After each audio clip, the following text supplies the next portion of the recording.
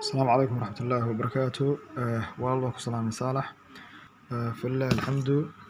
dawooyinkii waa maanta soo gaareen gurigeyga ayaana lagu keenay dawooyinkii aad baan kaaga mahadcelinayaa iyo sida degdeg ah lagu soo gaarsiiyay alaabta.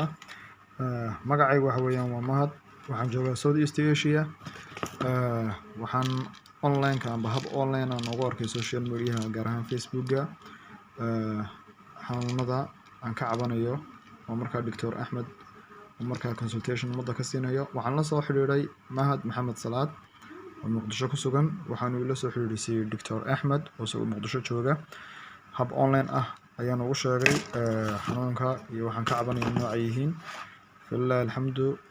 Consultation way siiyay dawooyinkiina waxa lagu dalbay hab online ah. laba bari kadib dawooyinkaas way soo gaareen gurigeyga igu soo gaareen, waxaana laga dalbay company-ga Tianis. aad baan mahadsantahay Mahad, oo ku salaamaya walaal. alaabtii dhammaanteed way soo wada gaadhay, si fiican bay ii soo gaadhay alaabtaasi, waad arkaysaa wada jeedaa. marka walaal wax aan rajeynayaa inuu biidnillah ilaahay nagu caafiyo haddii aan leydno. quality-gooduna aad buu fiican yihiin. mahadsanid walaal.